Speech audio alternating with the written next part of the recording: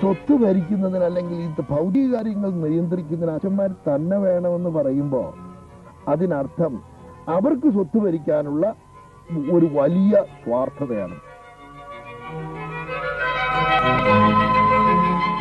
Bible സത്യവേദ പുസ്തകം എന്നൊക്കെ പറയുന്നത് നമ്മുടെ പുരോഹിതരുടെ അല്ലെങ്കിൽ മതത്തിന്റെ ഈ അധികാരികളുടെ നിയന്ത്രണത്തിൽ ഒതുങ്ങുന്ന ഒരു സംഭവമാണ്.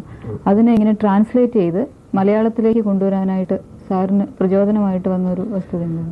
മലയാളത്തിൽ ആദ്യമായി തർജ്ജമ ചെയ്തത് ഇംഗ്ലീഷ് മിഷണറിമാരായിരുന്നു. ബെയ്ലി, അത് കഴിഞ്ഞ് ഗുണ്ടട്ട്. പക്ഷെ അതിലെല്ലാം പഴയ ഭാഷയാണ് ഉണ്ടായിരുന്നത്. മാത്രമല്ല അത് കത്തോലിക്ക വിഭാഗം അത് സ്വീകരിച്ചിരുന്നില്ല. അത് പ്രോട്ടസ്റ്റന്റുകാരുടെയാണെന്ന് പറഞ്ഞ് മാറ്റി നിർത്തിയിരുന്നു. പിന്നീട് മാണിക്കത്തനാര്, കനിമൂസ മാണിക്കത്തനാര് പുതിയ നിയമം തർജ്ജമ ചെയ്തു. അത് ഒരു പുരോഹിത ഗ്രന്ഥമായിട്ട് ഭക്തിക്ക് വേണ്ടി വായിക്കുക എന്നുള്ളതല്ല, അത് ആശയത്തിന് വേണ്ടി വായിക്കുക സമ്പ്രദായമില്ലായിരുന്നു. അതിനും പുറമെ ഇത് ലഭ്യതയും വളരെ കുറവായിരുന്നു. ഈ സാഹചര്യത്തിൽ എന്തുകൊണ്ട് ബൈബിൾ, ക്രൈസ്തവരുടെ മതഗ്രന്ഥമായ ബൈബിള് സാധാരണ മനുഷ്യർക്ക് ഒരു സന്ദേശം എന്ന നിലയിൽ വായിച്ചു മനസ്സിലാക്കാൻ ഒരവസരം കൊടുത്തുകൂടാ എന്ന് എനിക്ക് തോന്നി. ഇത് പുരോഹിതർക്ക് മാത്രമേ ഇത് തർജ്ജമ ചെയ്യാൻ പറ്റുമെന്നും അവർക്ക് മാത്രമാണ് കഴിവുള്ളതെന്നാണ് അവർ വിചാരിച്ചിരുന്നത്. അവരൊട്ടും ചെയ്യില്ല. അങ്ങനെ വന്നപ്പോൾ അതിൽ ഇത് ചെയ്യണം. 2000 കൊല്ലത്തെ പാരമ്പര്യമുള്ള ക്രൈസ്തവ സഭയ്ക്ക് ബൈബിൾ പോലും തനതായ ശരിയായ മലയാള ഭാഷയിൽ ഉണ്ടായിട്ടില്ല എന്നതൊരു അപമാനമായി തോന്നി. ഒരു അക്രൈസ്തവൻ ചോദിക്കുകയാണ്, നിങ്ങളുടെ വേദന കാണിച്ചു കൊടുക്കാനില്ല. ആ സാഹചര്യത്തിൽ ഒരു മത അഭിമാനം തന്നെ ഇറങ്ങണം, എല്ലാവരും വായിക്കണം, ക്രിസ്തുവിന്റെ സന്ദേശം മനസ്സിലാക്കണം എന്ന ഒരു ബോധം എനിക്കുണ്ടായി. സാർ ഇതിന്റെ ഒരു ട്രാൻസ്ലേഷൻ നിർവഹിച്ചതിന് ശേഷമാണ് മലയാളി വീടുകളിൽ ഈ ബൈബിൾ കൂടുതൽ വ്യാപകമായി. ഞാൻ ട്രാൻസ്ലേഷൻ നിർവഹിച്ചു എന്ന് പറയാൻ പറ്റില്ല. ഞാനൊരു വാക്യം പോലും ട്രാൻസ്ലേറ്റ് ചെയ്തിട്ടില്ല. ഇതിന്റെ ഒരു സംഘാടകനായിട്ട്, ഒരു കോർഡിനേറ്ററായിട്ട് നിന്നതേ ഉള്ളൂ. ഇത് തർജ്ജമ ചെയ്ത് 25 മലയാള ഭാഷാ പണ്ഡിതന്മാരാണ്. പിന്നീട് പ്രൊഫസർ സ്കറിയ സക്രിയയും ഞാനും കൂടി ഇതിന്റെ ഭാഷ മറ്റ് ഇംഗ്ലീഷ് ട്രാൻസ്ലേഷനുകൾ വെച്ചിട്ട് അർത്ഥനിർണയം നടത്തിക്കൊണ്ട് വീണ്ടും അത് പരിഷ്കരിച്ചു. അതിനുശേഷം NV കൃഷ്ണവാര്യർ വാക്കോട് വാക്ക് നോക്കി, മൂലവുമായി നോക്കി വേണ്ട തിരുത്തലുകൾ വരുത്തി. ഇത് കഴിഞ്ഞ് ഹീബ്രു, ഗ്രീക്ക് ഭാഷാ പണ്ഡിതന്മാരായ father Luke, father Vellanikkan, father MJ Joseph മുതൽ വീണ്ടും പരിശോധിച്ചിട്ട് പാഠനിർണയം ചെയ്തിട്ടാണ് അച്ചടിക്കാൻ പോയത്. ഈ ഓരോ കാലഘട്ടത്തിൽ ഞാൻ ഇതിന് സഹായികയായി നിന്നു, അതിന് പരിശ്രമിച്ചു, കോർഡിനേറ്റ് ചെയ്തു എന്നുള്ളതിനപ്പുറം ഞാൻ ബൈബിൾ ട്രാൻസ്ലേറ്റ് ചെയ്തിട്ടില്ല. അതിനുള്ള പാണ്ഡിത്യോട്ട് എനിക്കില്ലതാണ്.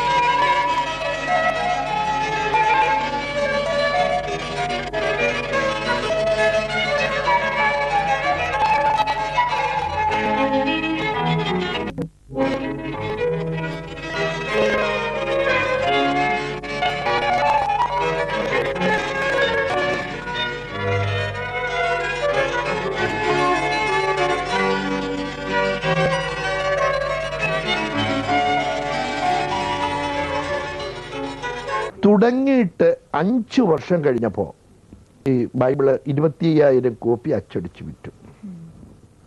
അത് എൻ്റെ അറിവിൽപ്പെട്ടിടത്തോളം ഒരു റെക്കോർഡ് ടൈമാണ്.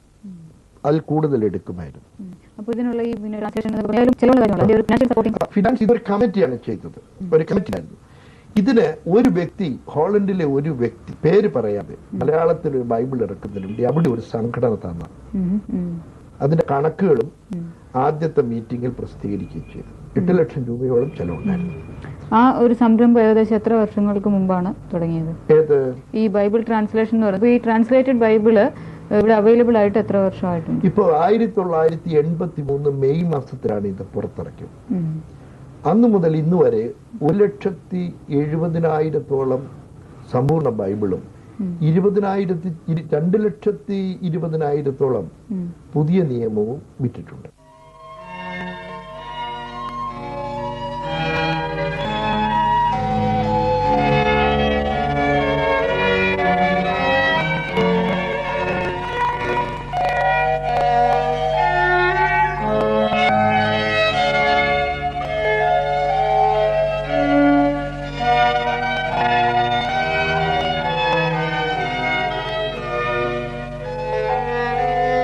ഇത് പഠിക്കേണ്ട ഗ്രന്ഥമാണ്.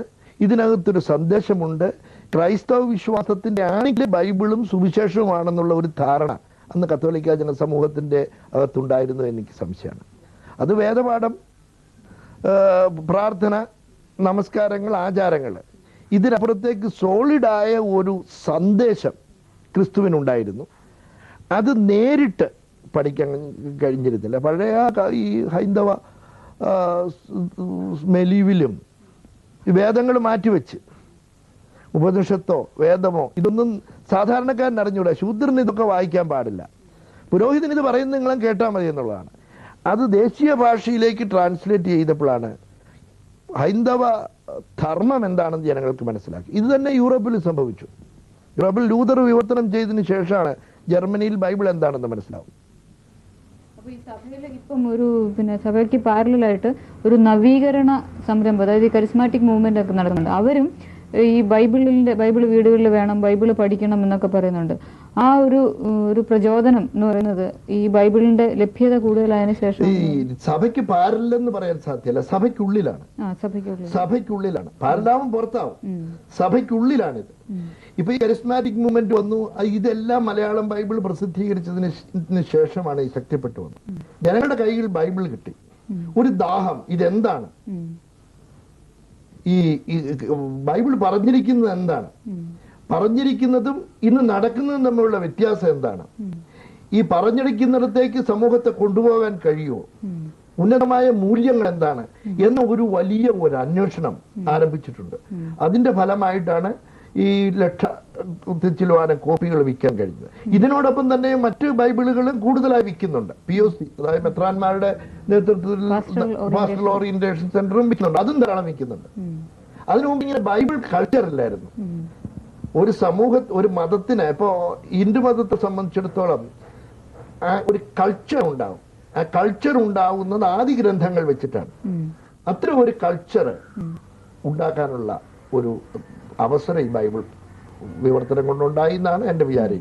And you are finally satisfied with the result of your effort? തീർച്ചയായിട്ടും. കാരണം ഒരു സഭയുടെയും പിന്തുണയില്ലാതെ, ഇംബ്രിമാത്തൂർ എന്ന് പറയുന്ന ഒരെണ്ണുണ്ട്, ഇംബ്രിമാത്തൂർ ഇല്ലാതെ ഒരു ബൈബിൾ വിൽക്കുക എന്നുള്ളത് അസാധ്യമായിരുന്നു. പക്ഷെ ഇവിടുത്തെ ക്രൈസ്തവ ജനത ഇംബ്രിമാത്തൂർ ഉണ്ടോ ഇല്ലയോ എന്നല്ല നോക്കിയത്. ട്രാൻസ്ലേഷൻ, തർജ്ജമ,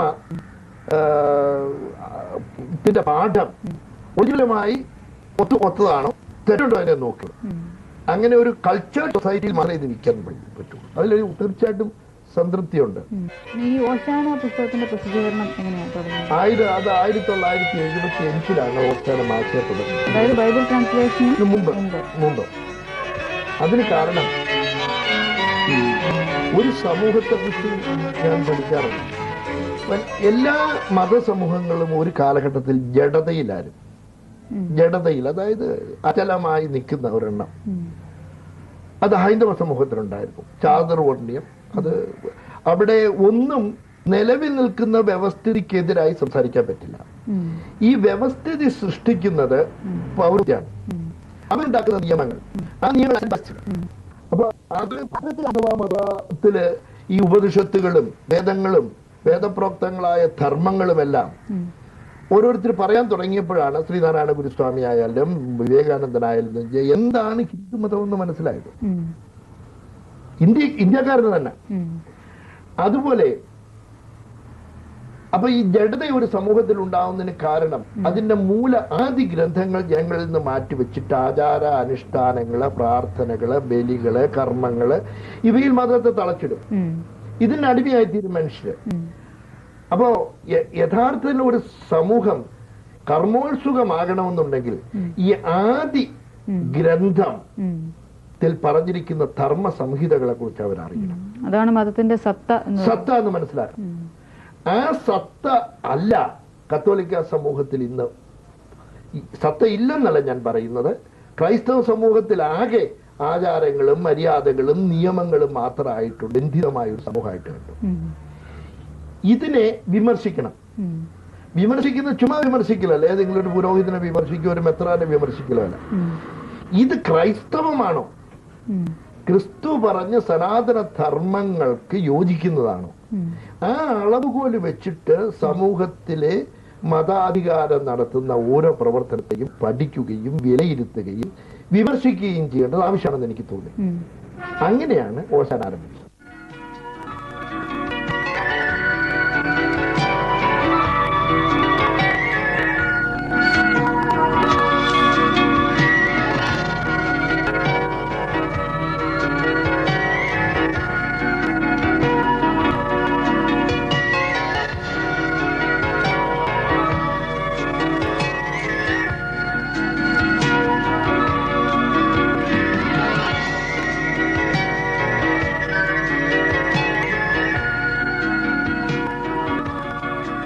കത്തോലിക്ക സഭയിലെ ഏറ്റവും ശക്തനായ ഒരു നിരൂപകൻ എന്ന നിലയിൽ സഭയ്ക്കെതിരെയുള്ള ഏറ്റവും പ്രധാനപ്പെട്ട ആരോപണം എന്താണ്? സഭയ്ക്കെതിരെയല്ല ആരോപണം, സഭാ സംവിധാനത്തിനെതിരെയാണ്. സഭയുടെ സംവിധാനം ഇന്ന് അതികേന്ദ്രീകൃതമാണ്. ഭൗതിക അധികാരവും ആധ്യാത്മിക അധികാരവും എല്ലാം പുരോഹിതരിൽ കേന്ദ്രീകരിച്ചിരിക്കുന്നു. ഇത് എൻ്റെ വിമർശനമല്ല, ക്രിസ്തുവിൻ്റെ വിമർശനമാണ്. ക്രിസ്തു തന്നെ അങ്ങനെയുള്ളൊരു വ്യവസ്ഥിതിയെ എതിർത്തിട്ടുണ്ട്. ക്രിസ്തു പറഞ്ഞു, നിങ്ങൾ ഒന്നാമനാകാൻ ആഗ്രഹിക്കുന്ന നിങ്ങൾ ദാസനായിരിക്കണം. നിങ്ങൾ വന്നത് മനുഷ്യപുത്രൻ വന്ന് ശുശ്രൂഷിക്കാനാണ്. അന്ത്യ അത്താഴവേളയിൽ കാല് കഴുകിയിട്ട് ശിഷ്യരോട് പറഞ്ഞതും ഇത് തന്നെ, നിങ്ങൾ പരസ്പരം ചെയ്യുക. അപ്പോൾ ക്രിസ്തു സഭയിൽ നൽകിയ ശുശ്രൂഷാവരം ഒരു ഭൗതികാധികാരമല്ല. അത് റോമൻ സാമ്രാജ്യത്തിൻ്റെ സ്വാധീനത്തിൽ 4-ാം നൂറ്റാണ്ട് കഴിഞ്ഞിട്ട് ഈ പുരോഹിതര് അല്ലെങ്കിൽ മെത്രാന്മാര് എല്ലാം ഭൗതികാധികാരികളായി തീർന്നു. ഈ ഭൗതികാധികാരം ആധ്യാത്മികാധികാരത്തിന് അന്യമാണ്. അതുകൊണ്ടാണ് ക്രിസ്തു പറഞ്ഞത്, നിങ്ങൾ മാമോനെയും ദൈവത്തെ ഒരുമിച്ച് ആരാധിക്കാൻ സാധ്യമല്ല. അങ്ങനെ ഈ ഭൗതിക അധികാരം ആധ്യാത്മിക അധികാരം എന്ന് പറഞ്ഞിട്ട് വളരെ കൃത്യമായിട്ട് വളരെ വ്യക്തമായിട്ട് ഒരു സെപ്പറേഷൻ സാധ്യമാണ്. കാരണം മനുഷ്യൻ എന്ന് പറഞ്ഞാൽ സാമ്പത്തികമായിട്ടും സാമൂഹികമായിട്ടും എല്ലാമുള്ള ഒരു പൂർണ്ണ വളർച്ചയാണ് സഭ ഉദ്ദേശിക്കുന്നത്. അപ്പം അവന്റെ സാമ്പത്തിക പുരോഗതി ഇല്ലാതെ എങ്ങനെ ആധ്യാത്മിക പുരോഗതി വരും? ഈ ലിവറും കൈയും തമ്മിൽ ബന്ധമുണ്ട്, അല്ലെങ്കിൽ ശ്വാസകോശവും കൈയും തമ്മിൽ ബന്ധമുണ്ട്. ശ്വാസകോശം നമുക്ക് കാണാൻ സാധ്യമല്ല, കൈ കാണാൻ കഴിയും. അപ്പൊ ശ്വാസകോശം വളരെ നേരിയ അറകൾ കൊണ്ടുള്ളതാണ്. അവിടെയാണ് രക്തശുദ്ധീകരണം നടത്തുന്നത്. ഈ ശ്വാസകോശം പറയാണ് കൈക്ക് മസിലുണ്ട്, കൈയല്ല കാണുന്നു, കൈയാണ് അംഗീകരിക്കപ്പെടുന്നത്, ഞാൻ അംഗീകരിക്കപ്പെടുന്നില്ല എന്ന് പറഞ്ഞിട്ട് മസിലുണ്ടാക്കിയാലോ? ശരീരത്തിൽ ഒരു മുമ്പ് സുജ പറഞ്ഞത് ഇതെല്ലാം കൂടെ കൂടിയതല്ല, മസിലും കൂടിയതാണ് ശരീരം. പക്ഷേ ക്രിസ്തുവിന്റെ ഭാവനയനുസരിച്ച് സഭാ ശരീരത്തില് ഈ ശ്വാസകോശങ്ങളായോ വൃക്കകളായോ പ്രവർത്തിക്കാനാണ് പുരോഹിതരുള്ളത്. പൊതുജീവിതത്തിൽ ഭൗതിക ജീവിതത്തിൽ വ്യാപിക്കുന്നുണ്ടാവുന്നതായ ചുതികളെ തങ്ങളുടെ ഉപദേശങ്ങൾ കൊണ്ടും ആധ്യാത്മിക ഔന്നത്യം കൊണ്ടും മാതൃക കാണിച്ചും നയിക്കുക ഒരു ശ്വാസകോശത്തിന്റെ ജോലിയാണുള്ളത്. അപ്പോ പൗലോസ് ക്രിസ്തുവിന്റെ സഭയെ വിവരിച്ചിരിക്കുന്നത് തന്നെ ക്രിസ്തു ശിരസായുള്ള ഒരു ശരീരം എന്നാണ്. ആ ശരീരത്തിൽ പല അംഗങ്ങളുണ്ട്. ആ അംഗങ്ങൾ ഓരോന്നിനും ഓരോ തൊഴിലാണുള്ളത്. ആ തൊഴിലിൽ പ്രധാനമായിട്ടുള്ളത് സുവിശേഷ പ്രഘോഷണം കൊണ്ടും പ്രബോധനം കൊണ്ടും പൊതു സമൂഹത്തെ സഭയിൽ അംഗങ്ങളെ ധർമ്മനിഷ്ഠരാക്കുക എന്നുള്ളതാണ്. ഈ ജോലി ചെയ്യുന്ന ആൾക്ക് ഒരിക്കലും ഭൗതികാധികാരിയാകാൻ പറ്റില്ല. അങ്ങനെ ക്രിസ്തു ഭൗതികാധികാരം ഉപയോഗിക്കുമായിരുന്നു. തൊഴിലില്ലായ്മ, സാമ്പത്തിക ബുദ്ധിമുട്ട് എന്നൊക്കെ പറഞ്ഞ 1000 കൂട്ടം പ്രശ്നങ്ങളുള്ളപ്പോൾ സഭയിലെ ആളുകൾ ഇങ്ങനെ വന്നിട്ട് സുവിശേഷം പ്രസംഗിക്കുക അല്ലെങ്കിൽ ആധ്യാത്മിക കാര്യങ്ങൾ മാത്രം നോക്കുക എന്ന് പറയുന്നത് നിരർത്ഥകമല്ലേ? ഈ വൈദികനെ സംബന്ധിച്ചിടത്തോളം 11 കൊല്ലക്കാലം സെമിനാരി പഠിക്കണം. ലോകമായിട്ട് യാതൊരു ബന്ധവുമില്ല. ഉത്പാദനത്തിലും ബന്ധമില്ല, വിതരണത്തിലും ബന്ധമില്ല. അദ്ദേഹം വൈദികനായി കഴിഞ്ഞിട്ട് ഈ ഭൗതിക രംഗത്തേക്ക് വന്ന് അതിനൊരു ട്രെയിനിങ് പോലും അവർക്കില്ല. അല്ല, ഭൗതിക രംഗം അപ്പൊ വൈദികൻ സേവന രംഗമായിട്ട് ഒരു ബന്ധവുമില്ലേ? സേവന ശുശ്രൂഷ രംഗം, അത് സഭയെ ശുശ്രൂഷിക്കാന്ന്. അപ്പൊ ഈ ശുശ്രൂഷ എന്ന് പറയുന്നതില് ഞാൻ പറയുന്നത് ദാരിദ്ര്യം തുടച്ചു മാറ്റില്ല, വിദ്യാഭ്യാസം, അതിന് എത്രയോ മറ്റ് ഘടകങ്ങളുണ്ട്. ഏത് ഘടകങ്ങൾ? പിന്നെ ഇവിടുത്തെ മനുഷ്യരുണ്ട്, രാഷ്ട്രീയമുണ്ട്, ഗവൺമെന്റ് ഉണ്ട്, പ്രത്യയശാസ്ത്രങ്ങളുണ്ട്. ഇതൊക്കെ കൈകാര്യം ചെയ്യുക എന്നുള്ളതാണ് ഇവിടുത്തെ വൈദികേതരരായ സഭാംഗങ്ങളുടെ കടമ. അത് അവർ ചെയ്തുകൊണ്ടിരിക്കും. മാത്രമല്ല, കേരള സഭയുടെ പാരമ്പര്യം അനുസരിച്ച് ഒരിക്കലും ഒരു പുരോഹിതൻ ഇടവകയുടെ സ്വത്തിന്റെ ഉടമയായിരുന്നില്ല. മെത്രാൻ ഒരിക്കലും പോർട്ടുഗീസുകാർ ഇവിടെ വരുന്നത് വരെ ഭൗതികാധികാരം കൈയാണ്ടിരുന്നില്ല. അവർ 100% ആധ്യാത്മികരായിരുന്നു. ഈ അടുത്തയിടാം ഡോക്ടർ കൂടപ്പുഴ ദുക്രാനായിൽ ഒരു ലേഖനം എഴുതി.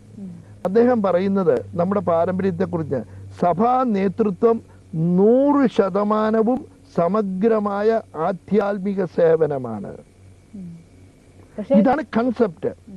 ഇതിൽ നിന്ന് മാറിക്കഴിഞ്ഞാൽ തീർച്ചയായും ഭൗതിക ഭരണാധികാരം യൂറോപ്പിൽ സംബന്ധിച്ചതാണ്. കർദിനാളന്മാരും മെത്രാന്മാരും ഒക്കെ ഭരണാധികാരികളായി. പ്രത്യേകിച്ച് ഭാരതം പോലെയുള്ള ഒരു രാജ്യത്ത് വളരെ ന്യൂനപക്ഷമാണ് ഇവിടുത്തെ ക്രൈസ്തവർ. അപ്പം അവരൊരു പുരോഹിതൻ രാഷ്ട്രീയത്തിലോ ഇത്തരം രംഗങ്ങളിലേക്കോ ഭൗതിക രംഗങ്ങളിലേക്ക് ഇറങ്ങിക്കഴിയുമ്പോൾ അവർ കാണുന്നത് interference of religion in society, and that will have chain reaction. Chain reaction പുരോഹിതൻ രാഷ്ട്രീയം കൈകാര്യം ചെയ്യാന്ന് നമ്മുടെ സെക്യുലർ കൺസെപ്റ്റ് തന്നെ പോകും. അപ്പോൾ പുരോഹിതന്മാര് രാഷ്ട്രീയം കൈകാര്യം ചെയ്യുന്നത് തെറ്റാണെന്നാണോ പറയുന്നത്? ഈ സ്വത്ത് അവർക്കില്ല. സ്വത്ത് സമൂഹത്തിൻ്റെതാണ്. സമൂഹത്തിന്റെ സ്വത്ത് കൈകാര്യം ചെയ്യേണ്ട സമൂഹമാണ്. വേണ്ട, പോരാ. എന്റെ വീട് എന്റേതാണ്. ഞാനിത് സുജ പറയാണല്ല, ആരെങ്കിലും പറയണം നിങ്ങൾക്ക് ഭക്ഷണം തന്നേക്കാം, സുഖമായിട്ട് നിങ്ങൾ ഇവിടെ ജീവിച്ചോളാം, ഇത് എന്റേതാണ്. Hotel, it's my house, I made it. അപ്പൊ ഇത് നിയന്ത്രിക്കാനുള്ള നമ്മുടെ ഡെമോക്രസിയുടെ ഏറ്റവും വലിയ ഇത്. മാത്രമല്ല, ക്രിസ്തു വ്യക്തമായി അപ്പസ്തോല പ്രവൃത്തികളിൽ 6-ാം അധ്യായത്തിൽ പറയുന്നുണ്ട്, നിങ്ങൾ ഭൗതിക വസ്തുക്കളുടെ ഭരണം തെരഞ്ഞെടുക്കപ്പെട്ട ആളെ ഏൽപ്പിക്കുക. ഞങ്ങൾ ദൈവവചന ശുശ്രൂഷയിലും പ്രാർത്ഥനയിലും ഉറ്റിരുന്നു കൊള്ളാം. ക്രൈസ്തവ സഭയുടെ ഏറ്റവും ഐഡിയൽ ആയിട്ടുള്ള ഒരു കൺസെപ്റ്റ് എന്ന് പറയുന്നത് ആദിമസഭയുടെ ഒരു കൺസെപ്റ്റാണ്. പക്ഷെ ഈ ആദിമസഭയിൽ അതിലെ അംഗങ്ങളൊക്കെ തങ്ങളുടെ സ്വത്ത് വിറ്റിട്ട് അപ്പസ്തോലന്മാരെ കൊണ്ട് ഏൽപ്പിച്ചു എന്ന് പറയുന്നുണ്ടല്ലോ. ഈ അപ്പസ്തോലന്മാരെ കൊണ്ടുപോയി ഏൽപ്പിച്ചു എന്ന് പറഞ്ഞാൽ അത് സഭയ്ക്ക് കൊടുത്തു എന്നുള്ളതാണ്. അത് സഭയുടെ സ്വത്താണ്. അങ്ങനെയെങ്കിൽ ഇത് പത്രോസിനോ പൗലോസിനോ വ്യക്തിപരമായി കൊടുത്ത സ്വത്തായിരുന്നെങ്കിൽ അവർ വ്യക്തിപരമായി ഇത് കൈകാര്യം ചെയ്യുമായിരുന്നു. അല്ല എന്നുള്ളതിന്റെ ഏറ്റവും വലിയ തെളിവാണ് അപ്പസ്തോല പ്രവൃത്തികൾ 6:1. അവർക്ക് ലഭിച്ചതായ സമ്പത്ത് സഭയുടെ സമ്പത്തും സഭ നന്മയ്ക്ക് വേണ്ടി വിനിയോഗിക്കേണ്ടതാണ്. അങ്ങനെ സഭയുടെ നന്മയ്ക്ക് വേണ്ടി വിനിയോഗിക്കുന്നതിന്റെ കൈകാര്യകർത്തൃത്വം ഞങ്ങളല്ല ചെയ്യേണ്ടത് ഞങ്ങളുടെ പ്രബോധനങ്ങളാൽ ആകൃഷ്ടരായി ധർമ്മനിഷ്ഠയുള്ള സമൂഹമാണ്. അന്ന് ഡെമോക്രാറ്റിക് കൺസെപ്റ്റ് പോലും ഇല്ല. ഈ ട്രസ്റ്റിഷിപ്പ് കൺസെപ്റ്റ് പോലും 1-ാം നൂറ്റാണ്ടിലായിരുന്നു. അപ്പോൾ ദൈവപുത്രനായ ക്രിസ്തു ഒരു സഭയെക്കുറിച്ച് ഭാവി എങ്ങനെയായിരിക്കണമെന്ന് വിഭാവന ചെയ്തിട്ടുണ്ട്. ഇതിൽ നിന്ന് മാറാൻ എങ്ങനെയാ പുരോഹിതൻ അധികാരം? അല്ല, ഈ സഭയുടെ സ്വത്തെന്ന് പറയുന്നത് സഭ കൈകാര്യം ചെയ്യുന്നത് കൊണ്ട് എന്താണ് തെറ്റ്? സഭ കൈകാര്യം ചെയ്യുന്നുണ്ട്, ഒരു തെറ്റില്ല. പുരോഹിതൻ കൈകാര്യം ചെയ്തതെന്നേ പറഞ്ഞുള്ളൂ. അല്ല, സഭയെ പറ്റിയുള്ള നമ്മുടെ കൺസെപ്റ്റ് തെറ്റാണ്. ആ കൺസെപ്റ്റ് എടുത്തു കളയണം. സഭ എന്ന് പറയുന്നത് വിശ്വാസികളുടെ കൂട്ടായ്മയാണ്. പുരോഹിതനും മെത്രാനും മാർപ്പാപ്പായും ഒന്നല്ല. അവര് സഭയിലെ അംഗങ്ങൾ മാത്രമാണ്. അതിലെ ശുശ്രൂഷകരാണ്. ഇപ്പം നരസിംഹറാവു പറയാം ഞാനാ ഇന്ത്യ, അല്ല കരുണാകരൻ പറയാം ഞാനാ Keralam. They are elected for a particular purpose and they have to operate in that particular channel. അപ്പോൾ ഇതിനെന്താണ് ഒരു ബദൽ ഒരു സംവിധാനം? ക്രിസ്തുവിന്റെ കൺസെപ്റ്റിലേക്ക് പോവുക. പുരോഹിതൻ ശുശ്രൂഷകനാണ്. അവർക്ക് അതിനുള്ള ട്രെയിനിങ് കൊടുക്കണം. അവര് ധർമ്മ, സത്യം, നീതി, കരുണ, സ്നേഹം മുതലായ ഉന്നതമായ ആശയങ്ങളെ സമൂഹത്തിൽ പ്രചരിപ്പിക്കണം. ഇപ്പൊ അങ്ങനെ പ്രചരിപ്പിച്ചു കഴിയുമ്പോൾ ന്യായമായും ഇത് ആഗിരണം ചെയ്യും സമൂഹം. അവരുടെ ധർമ്മ തേജസ്, ധാർമ്മികമായ ശക്തി ഒരു സമൂഹം ആഗിരണം ചെയ്യും. അങ്ങനെയാണ് സമൂഹം വളരുന്നത്. അങ്ങനെ ഒരു അവസ്ഥ എന്തെങ്കിലും നിലനിന്നിരുന്നോ? ഉണ്ട്. ഇന്ത്യയിൽ ഗാന്ധിജിയുടെ യാതൊരു ചെങ്കോലും പിടിച്ചിരുന്നില്ല, ഒരു കൊട്ടാരത്തിലും ഒരു അരമനയിലും ജീവിച്ചിരുന്നില്ല, ഒരു തൊപ്പി അങ്ങേരിട്ടില്ല, അദ്ദേഹം പളപളായമാനമായ യാതൊരു ഡ്രസ്സും സഹിച്ചിട്ടില്ല. പക്ഷെ ആ ധർമ്മ തേജസ് ഇന്ത്യയെ മുഴുവൻ മണ്ണിൽ നിന്ന് മനുഷ്യനെ ഉണ്ടാകും. രാഷ്ട്രീയത്തിൽ അത് സാധിക്കുമെങ്കിൽ മതത്തിൽ അതിനേക്കാൾ എളുപ്പം സാധിക്കും. ഇല്ലേ? ഫ്രാൻസിസ് അസീസി ചെയ്തില്ലേ? ഫ്രാൻസിസ് അസീസി എന്നൊക്കെ പറഞ്ഞാൽ ഒരിക്കലും ഒരു സ്പെഷ്യൽ ചർച്ചിന്റെയോ അല്ലെങ്കിൽ ഒന്നിന്റെയോ റെപ്രസെന്റേറ്റീവ് ആയിരുന്നു. അവിടെയാണ് മാറുന്നത്. ഈ പുരോഹിതൻ അവന്റെ ഔന്നത്യത്തിൽ കത്തോലിക്ക പുരോഹിതൻ മാത്രമല്ല ആകുന്നത്, ലോകത്തിന് മുഴുവൻ പ്രകാശം ചൊരിയുന്ന ദീപമായി മാറും. അങ്ങനെ ദീപമായി മാറാൻ അവർക്ക് കഴിയാതെ വരുമ്പോഴാണ് അധികാരത്തിനെ കുറിച്ച് അവർ സംസാരിക്കുന്നത്. ഞങ്ങൾക്ക് അധികാരം ഉണ്ടെങ്കിൽ ജനങ്ങളുടെ മുമ്പിൽ ഒരു ബഹുമാനം കിട്ടും.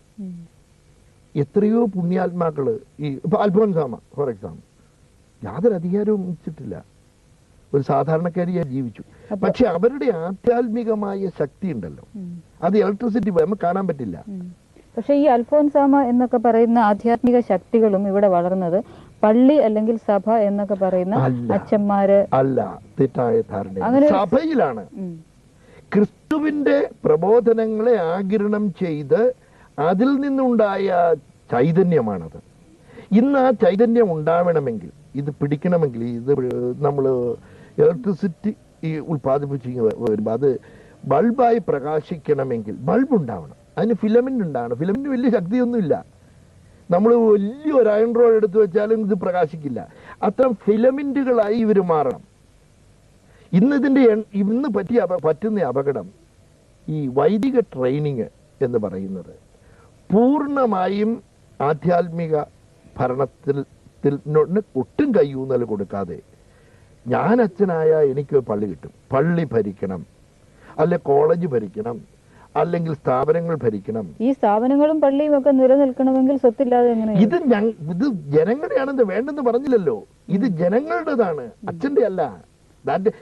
ഭരണങ്ങാനം പള്ളി അല്ലെ പാല, ഈ സ്വത്ത് മുഴുവൻ ആരും കൊടുത്ത സ്വത്ത് ഈ അച്ഛൻ യൂട്ടിലൈസ് ചെയ്യുന്നില്ലല്ലോ. ഉണ്ട്. ഈ ഒരു കാര്യം യൂട്ടിലൈസ് ചെയ്യുന്നുണ്ടോ ഇല്ലയോ എന്നുള്ളത് നമ്മൾ അറിയേണ്ടത് യൂട്ടിലൈസേഷൻ മാത്രമല്ല, ഇതിന്റെ അത് തീരുമാനിക്കാനുള്ള അവകാശവും കൂടി ഉണ്ടല്ലോ. ഡെമോക്രസിയില് പണ്ട് ജോൺ രാജാവിന്റെ കാലത്ത് പറഞ്ഞു, ഡിസൈസീവ് പവർ ഞങ്ങൾക്കില്ലെങ്കിൽ ഞങ്ങൾ പണം തരില്ല. അത് സൊസൈറ്റിയുടെ ഒരു കൺസെപ്റ്റ് ഉണ്ട്, മതത്തിന്റെ ഒരു കൺസെപ്റ്റ് ഉണ്ട്. ഈ സഭാധികാരം സൊസൈറ്റിയുടെ കൺസെപ്റ്റാലല്ല നയിക്കപ്പെടേണ്ടത്, ക്രിസ്തുവിന്റെ പ്രബോധനങ്ങളാലാണ്. ഒരു ഉദാഹരണം പറയാം. ഇവിടുത്തെ ബ്രാഹ്മണര് ഇവിടുത്തെ സമൂഹ സമ്പത്ത് മുഴുവൻ കൈവശം വെച്ചുകൊണ്ടിരുന്നു. അതാണ് ഏറ്റവും വലിയ വ്യവസ്ഥയെന്ന് അവർ പറഞ്ഞിരുന്നു. മറ്റവർക്ക് ആർക്കും ഇത് കയറാൻ പാടില്ല, ജാതി വ്യവസ്ഥ എല്ലാം ഉണ്ടാക്കി വെച്ചു. അതിന്റെ ഫലമായി ആ ഹൈന്ദവ സമൂഹം ജീർണിച്ചു. യൂറോപ്പില് എല്ലാവിധ അധികാരങ്ങളും രാജകീയാധികാരം വരെ ഉണ്ടായിരുന്നു. പൊന്തിഫസ് മാക്സിമസ് എന്നാണ് മാർപ്പാപ്പായി പറയുന്നത്. വലിയ രാഷ്ട്രീയാധികാരം കൈകാര്യം. ഹോളി റോമൻ എവിടെ പോയി ഇന്ന് ക്രിസ്ത്യാനിറ്റി? യൂറോപ്പിലെ പള്ളി 2000 പള്ളികൾ. ഭൗതികാധികാരമാണ് ഒരു സഭയുടെ ആധ്യാത്മികത നിലനിർത്തിയിരുന്നെങ്കിൽ ഇന്നും അത് കാണുമായിരുന്നു. But most of the European countries fell in the communist hand. വിശ്വാസവും അതുപോലെയുള്ള ആധ്യാത്മിക കാര്യങ്ങളും നോക്കാൻ ഒരു വൈദിക നേതൃത്വവും ധനപരമായ കാര്യം അല്ലെങ്കിൽ ഭൗതികമായ കാര്യം നോക്കാൻ ഒരു അൽമായ നേതൃത്വവും വരിക എന്നുള്ളതാണ് ഉദ്ദേശിക്കുന്നത്? അല്ല, ആധ്യാത്മിക നേതൃത്വം ഇതിനൊരു വിഭജനമില്ല. ആധ്യാത്മിക നേതൃത്വത്തിന്റെ പ്രചോദനം, ധാർമ്മിക പ്രചോദനം, ഉപദേശപരമായ പ്രബോധനം, ഇവയാൽ പ്രചോദിതമായ ഒരു ദൈവജനത്തിന്റെ പ്രവൃത്തിയാണിത്. ഈ സ്വത്ത് ഭരിക്കുക, സ്വത്ത് സമൂഹത്തിന് വേണ്ടിയിട്ടുള്ള സ്വത്താണ്. അപ്പോ പണ്ട് കേരളത്തിലെ സഭാ സംവിധാനത്തില് ഓരോ ഇടവകകളുടെയും കാര്യങ്ങൾ നിർവഹിച്ചിരുന്നത് ആ ഇടവകയിൽ നിന്നും തെരഞ്ഞെടുക്കപ്പെട്ട പ്രതിനിധികളായിരുന്നു. അതിൽ അധ്യക്ഷം വഹിച്ചിരുന്നത് പുരോഹിതനായിരുന്നു. അദ്ദേഹം എന്തെങ്കിലും പാളിപ്പോയാൽ പറയും. ഭൗതിക കാര്യങ്ങളെ കുറിച്ചല്ല, ധർമ്മവ്യവസ്ഥയിൽ നിന്ന് മാറുകയാണെങ്കിൽ ഉപദേശം നൽകാൻ വേണ്ടി. മെത്രാനെ സംബന്ധിച്ചിടത്തോളം മെത്രാൻ ഒരിക്കലും സമ്പത്തിന്റെ അധികാരിയായിരുന്നില്ല. അദ്ദേഹം വന്നു, ഈ കൂദാശാപരമായ കർമ്മങ്ങൾ നടത്തി അദ്ദേഹം തിരിച്ചു പോയിരിക്കുകയായിരുന്നു. ഇവിടെ ഈ വിഭജനം എന്ന് പറയുന്നതിന് കാരണം, ഒരു ശരീരത്തിൽ കൈയും കാലും വിഭജിക്കുന്നതല്ല. കൈക്ക് പറയാൻ പറ്റില്ല ഞാൻ കാലല്ലെന്ന്. കാലും കൈയും ശ്വാസകോശവും വൃക്കയും എല്ലാം ഉള്ളതാണ് ഒരു സമൂഹം. ഇതിൽ വൃക്കയും ശ്വാസകോശവുമായി മാറണം. ശരീരത്തിന്റെ ജോലി ചെയ്യണം. ഇവിടെ വൈസ് ചാൻസലറായ കത്തോലിക്കരുണ്ട്, പിന്നെ ഉന്നതമായ ഗവർണർ സ്ഥാനം വെച്ചവരുണ്ട്, പാർലമെന്റുണ്ട്. ഇവരൊക്കെ ഉള്ള ഒരു സമൂഹത്തില് ഈ സ്വത്ത് ഭരിക്കുന്നതിന് അല്ലെങ്കിൽ ഈ ഭൗതിക കാര്യങ്ങൾ നിയന്ത്രിക്കുന്നതിന് അച്ഛന്മാർ തന്നെ വേണമെന്ന് പറയുമ്പോൾ അതിനർത്ഥം അവർക്ക് സ്വത്ത് ഭരിക്കാനുള്ള ഒരു വലിയ സ്വാർത്ഥതയാണ്. അല്ല, ഒരുപക്ഷെ ഒരു അൽമായൻ മുന്നോട്ട് വരാത്തത് കൊണ്ടാണ്. അല്ല, അൽമായൻ മുന്നോട്ട് വരണമെങ്കിൽ അൽമായൻ പറഞ്ഞാൽ കേൾക്കണ്ടേ? ഇവിടെ എല്ലാ ഇടവക സമിതികളിലും ഉപദേശകാധികാരം മാത്രമേ ഉള്ളൂ. ഈ ഉപദേശിച്ച് കഴിഞ്ഞാൽ കേൾക്കണമെന്ന് നിർബന്ധമില്ല, അച്ഛന് നിർബന്ധമില്ല. അച്ഛന് ഇട്ടുകൊണ്ട് പിരിച്ചും വിടാം. അങ്ങനെയുള്ള ഒരു സമിതിയിൽ അന്തസ്സുള്ള ആരെങ്കിലും കയറിയിരിക്കുമോ? നമ്മുടെ പള്ളിയിലൊക്കെ ഇപ്പോഴും ഇടവക യോഗത്തിന്റെ പണ്ടുണ്ടായിരുന്ന അധികാരം ഇന്നില്ല. ഇന്ന് ആ ഇടവക യോഗത്തിൽ പോയിരുന്ന അഭിപ്രായം പറയാം. അച്ഛൻ പറയാണ് അങ്ങനെ വേണ്ട ഇങ്ങനെ വേണമെന്ന് പറഞ്ഞാൽ അങ്ങനെ തന്നെ. ഇത് അരവനെ കൊണ്ടേ കൊടുത്താൽ അരവനയ്ക്ക് തോന്നുന്ന പോലെ ചെയ്യും. ഇനി അഥവാ അതിനെ എതിർക്കാണ് നിന്നെ ഇടവക യോഗത്തിൽ നിന്ന് പുറത്തിറക്കി വിട്ടിരിക്കുന്നു പറയും. വിവാഹ സമ്മതത്തോടുകൂടി വധൂവരന്മാരുടെ വിവാഹ സമ്മതത്തോടുകൂടിയാണ് സഭ വിവാഹമെന്ന കൂദാശ നടത്താൻ ആഗ്രഹിക്കുന്നത്. അതനുസരിച്ച് അവരുടെ സമ്മതം ഈ സമൂഹത്തിന് മുന്നിൽ പ്രഖ്യാപിക്കുക. നിങ്ങൾ എന്താഗ്രഹിക്കുന്നു?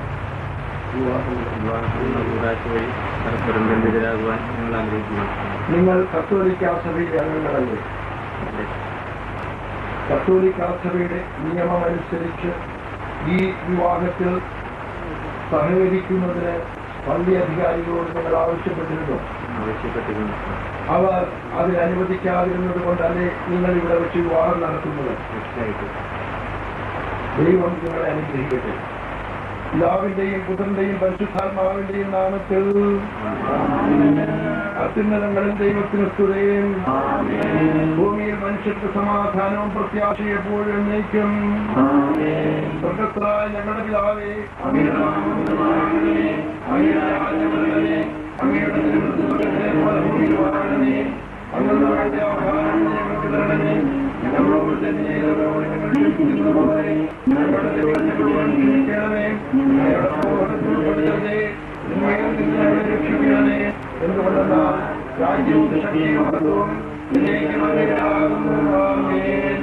പ്രാർത്ഥിക്കാം. നമുക്ക് സമാധാനം. പിതാവും പുത്രനും പരിശുദ്ധാത്മാവുമായ സർവേശ്വര, സ്വർഗീയ വരങ്ങളാൽ ഈ വധുവരന്മാരെ സമ്പന്നരാക്കുകയും അങ്ങയുടെ കൽപ്പനകൾ പാലിച്ചുകൊണ്ട് മാതൃകാപരമായി ജീവിക്കുവാൻ ഇവരെ സഹായിക്കുകയും ചെയ്യണമേ. ഇന്റർവ്യൂവിന് വേണ്ടിയിട്ട് കഴിഞ്ഞ ദിവസം ഞാൻ സാറിനെ കോൺടാക്ട് ചെയ്യാൻ ശ്രമിച്ചപ്പോൾ സാർ ഒരു കല്യാണം കെട്ടിച്ചു കൊടുക്കാൻ പോയിരിക്കാന്ന് പറഞ്ഞു. അപ്പോൾ ഈ ക്രിസ്തീയ സഭയുടെ അല്ലെങ്കിൽ സഭാവിശ്വാസത്തിൻ്റെ ഒരു അനുയായി എന്നുള്ള നിലയിൽ ഞാൻ ഇതിന് ഭയങ്കര എതിരാണ്. What right you have to do this? ഞാൻ കല്യാണം കഴിപ്പിച്ചില്ല. ക്രൈസ്തവ ദൈവശാസ്ത്രം അനുസരിച്ച് കല്യാണം കഴിക്കുന്ന പുരുഷന് സ്ത്രീയാണ്. അവരാണ് കാർമ്മികൻ. അതിപ്പോ അച്ഛൻ കെട്ടിച്ചു കൊടുത്താലും അച്ഛൻ കെട്ടിക്കേണ്ട കാര്യമില്ല. അച്ഛനല്ല കെട്ടിക്കുന്നേ, കെട്ടുന്നത് ഇവരാ. അച്ഛൻ വെറും സാക്ഷിയാ. ഇത് അച്ഛൻ വേണമെന്നൊരു യാതൊരു നിർബന്ധമില്ല. കാരണം ഇപ്പൊ ഒരു ഹിന്ദു കത്തോലിക്ക സഭയിലേക്ക് വരുന്നു എന്ന് വിചാരിക്കും, അവരെ മാമോദീസ മുക്കും, രണ്ടാമത് കെട്ടിക്കാറില്ല. കാരണം പുരുഷന് സ്ത്രീയാണ് കല്യാണം കഴിച്ചത്. കഴിയുമ്പോൾ സഭയുടെ മുമ്പ് കണ്ടന്റ് ചെയ്യുന്ന വിവാഹം നടന്നു കഴിഞ്ഞു. പിന്നെ ഈ ഇതൊക്കെ നടത്തുന്നത് വെറും ഒരു ആചാരക്രമങ്ങളാണ്. ഒരച്ഛൻ കരുതെന്ന് പറയാൻ ഞാൻ നിന്നെ കെട്ടിക്കില്ല, അല്ല ഇന്ന കാരണം അതുകൊണ്ട് കെട്ടിക്കില്ല. ഇതൊക്കെ അച്ഛൻ നോക്കേണ്ട കാര്യമല്ല. സമുദായത്തിൽ നിന്ന് പുറത്താക്കാനുള്ള അവകാശം സമുദായത്തിനും സഭയ്ക്ക് മാത്രമാണ്, ഒരച്ഛനല്ല. ഒരച്ഛന്റെ ഇഷ്ടാനിഷ്ടങ്ങൾ വെച്ചിട്ട് ഒരാളെ മരിച്ചടക്കരുതെന്ന് പറയാനും ഒരാളെ വിവാഹം കഴിപ്പിക്കരുതെന്ന് പറയുന്നതും തെറ്റാണ്. ഈ കൂദാശ ഞങ്ങളുടെ അവകാശമാണ്. ഈ പള്ളി പണിക്ക് ഈ സംവിധാനങ്ങൾ മുഴുവൻ ഉണ്ടാക്കിയത് മുഴുവൻ ആധ്യാത്മിക ആവശ്യം നടത്താൻ വേണ്ടി. അതിന്റെ അധികാരിയല്ല എന്ന ഈ അധികാരം പ്രയോഗിച്ചുകൊണ്ട് വ്യക്തികളുടെ വിശ്വാസികളുടെ അവകാശപ്പെട്ട കൂദാശകൾ നിഷേധിക്കുന്നുവോ അപ്പോൾ ന്യായമായ രീതിയിൽ ക്രൈസ്തവ ദൈവശാസ്ത്രം അനുസരിച്ച് ആ അവകാശത്തെ പുനഃസ്ഥാപിക്കുന്നതിൽ യാതൊരു തെറ്റുമില്ല. മരിക്കടക്ക് അച്ഛന്റെ ആവശ്യമില്ല. ഇപ്പൊ ചിലർ പറയും ചെറുതേരിയിൽ അടക്കില്ല എന്ന്. ഇടവൊക്കെ പണം കൊടുത്തുണ്ടാക്കിയ ചെറുതേരി അച്ഛന് ഇഷ്ടമില്ലെങ്കിൽ ഇതിന്റെ അർത്ഥം എല്ലാ അച്ഛന്മാരും അങ്ങനെ പറയുന്നതല്ല. ചില വികല പുരോഹിതർ അങ്ങനെ പറയും, അധികാരം ഭരിക്കാൻ ആഗ്രഹമുള്ളത്. പക്ഷെ ഈ ഇങ്ങനത്തെ തീരുമാനങ്ങൾ എടുക്കുമ്പോൾ ഒരിക്കലും ഒരു അച്ഛന്റെ ഇപ്പം വെറുതെ ഒരു റീസൺ ഇല്ലാത്ത ഇഷ്ടമില്ലാതെയല്ല. ഈ കുറുമണ്ണ് പള്ളിയിലെ ഇടവക യോഗാംഗങ്ങൾ മുഴുവൻ ഈ ആള് ഒരു നല്ല വിശ്വാസിയാണ്, കൂദാശ കൊടുക്കേണ്ടതാണെന്ന് മെത്രാന്റെ അടുക്കൽ എഴുതി കൊടുത്തിട്ടും DYFIയിൽ അംഗമായിരുന്നു എന്ന കാരണം കൊണ്ട് കുറി കൊടുത്തില്ല. ഈ രാജ്യത്തെ ഒരു കത്തോലിക്കന് ഏത് രാഷ്ട്രീയമോ ഏത് പ്രത്യയ ശാസ്ത്രമോ സ്വീകരിക്കാൻ അവകാശമുണ്ട്. ഒരു പ്രത്യയ ശാസ്ത്രവും ഒരു പൗരൻ അന്യമല്ല, സഭയ്ക്കും അന്യമല്ല. അത് പിന്നെ ഒരു അച്ഛനാണോ തീരുമാനിക്കേണ്ടത് ഏത് രാഷ്ട്രീയ പാർട്ടി പോകണമെന്ന്? ആർ വോട്ട് ചെയ്യണം, ഏത് രാഷ്ട്രീയ പാർട്ടി പ്രവർത്തിക്കണം, ഏത് പ്രത്യയശാസ്ത്രത്തിന് വേണ്ടി പ്രവർത്തിക്കണം, ഏത് ഗവൺമെന്റിനെ പിന്താങ്ങണം, ഇതൊക്കെ ഇവിടുത്തെ പൗരൻ തീരുമാനിച്ചു. ഒരു സഭാംഗമായതുകൊണ്ട് അവന്റെ പൗരാവകാശത്തെ പൗരോഹിത്യം വെച്ച് വെട്ടാൻ തീർച്ചയായും അനുവദിക്കാൻ പാടില്ല. അങ്ങനെ ചെയ്തതിന്റെ ദുഷ്ഫലങ്ങൾ അനുഭവിച്ചു വളരെയധികം. നമ്മൾ ഭാരതീയ പൗരന് കൊടുത്ത അവകാശം ഞങ്ങൾ തീർച്ചയായിട്ടും ഉപയോഗിക്കും. അത് ചെയ്യില്ലെങ്കിൽ അവിടെ കയറി 1 അല്ല 3 കല്യാണം കഴിച്ചു കൊടുത്തു. 1 അല്ല 2-3 പേര് അച്ഛന്മാർ അടക്കിയെന്ന് പറഞ്ഞ് സെമിത്തേരി കൊണ്ട് അടക്കി. പക്ഷെ അങ്ങനെ ഒരു അൽമായൻ ഇപ്പം പിന്നെ കല്യാണം കഴിപ്പിച്ചു കൊടുക്കുക അല്ലെങ്കിൽ പിന്നെ മരണാനന്തര ചടങ്ങുകൾ നടത്തി കൊടുക്കുക എന്ന് പറയുന്നതിന് എത്ര പേര് അംഗീകരിക്കും? അംഗീകരിക്കണമെന്നില്ല. ആദ്യം ഗുരുസ്വാമി കല്ല് വെച്ചത് എല്ലാ ബ്രാഹ്മണന്റെ അംഗീകാരം നോക്കിട്ടാ അല്ലല്ല. ഗാന്ധിജി ഉപ്പ് സത്യാഗ്രഹം നടത്തിയപ്പോ ഇന്ത്യക്കാരെല്ലാം കൂടെ പറഞ്ഞിട്ടാ അല്ലല്ലോ. ബ്രിട്ടീഷുകാരന്റെ സാമ്രാജ്യമൊക്കെ എതിർത്തില്ലേ? ഇതൊക്കെ ചെറിയ ലംഘനങ്ങളാണ്. ഈ ലംഘനങ്ങളിലൂടെ ബോധവാന്മാരാകുക, ജനം ബോധവാന്മാരാകുക.